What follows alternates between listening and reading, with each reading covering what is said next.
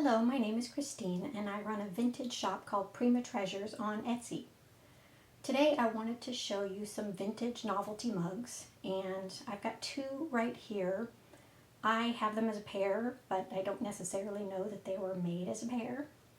But these are two of a type that was made in the 50s and 60s, and they have a few different names, but two of the most common names for this type of mug are jigglers and knotters. And so I'm going to do a quick demo so you can see why they have that name. There's her action and there's his. So you can see that both of the mugs have a little piece of wire run across the, let's call it area of action. And then they have a ceramic piece mounted on the wire that when you touch it, jiggles. And or nods, I guess you could call it, but I think of it more as a jiggle. So here, and I think the most popular ones are probably the females, because you can see on the woman, her chest is mounted on the wire, and that's what makes the jiggle. And then underneath, down below, it says, drink or bust. So, you know, kind of making a play on the bust aspect of it. And then our male friend over here, who is quite hairy, has his privates mounted on the wire as well, and then you can also tap them and they jiggle. This particular example does not jiggle quite as well as the female version. For some reason her chest is a little bit more free floating on the wire, whereas his is not, but you know, that's all down to the manufacturing. I'm sure they intended them to both be roughly equivalent in functionality.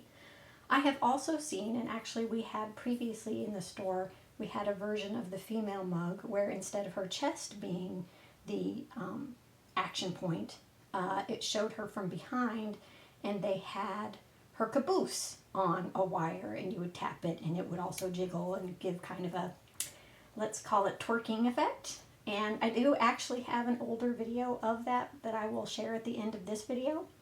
But anyway, from what I could tell, these were predominantly made in the 50s and 60s in Japan, so a number of them will have stickers or little hand-painted markings that say Japan on them. They were sold as novelty items, and I actually found some old listings from eBay that showed they were also sold by Spencer's, which is kind of interesting because I had no idea Spencer's had been around that long. Anyway, so these particular mugs don't have what I would consider a marking necessarily, but I hope you can kind of read on the bottom here. It just has like an imprint that says Patent TT.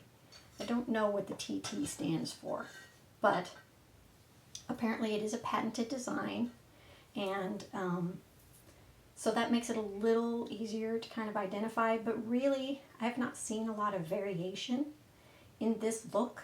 So really the only variation I'm aware of is sometimes you'll have a female with blonde hair.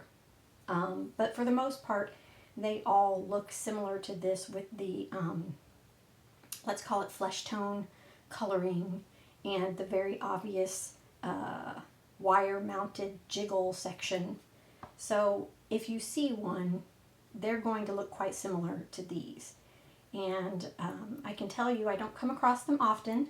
I think in the last 8-9 years I've been doing this, I found one mug by itself once, and we put it in the store. And then the second time I found the mugs, there were both of them like this. Again, I don't know that they're meant to be a matched pair, but they came together when I found them, and I bought them and I gifted them to my husband. So basically in all the years I've been doing this, I found 3 and we kept 2. So that should give you a rough idea of how rare they are. I did a few years back see a local estate sale that had some knotters like this. I didn't make it down there because it was a bit of a drive for me, but again, in 9 years of doing this, I only found one estate sale that even had any to sell. So they're not a common item. And if you like the whole novelty barware thing, this would be a great and unusual addition to a collection like that. So I wanted to share these just to kind of give a rough idea of the kind of really weird and wacky things you can find if you keep your eyes open, and also to let you know that if you happen to see a mug like this, I would definitely pick it up. Even if it's not your cup of tea, if you know someone who would get a kick out of it, I would grab it anyway, because it's not the kind of thing that you see very often. So anyway, I appreciate you watching, and I will post my other video at the end, and I also have some links I can share in the comments.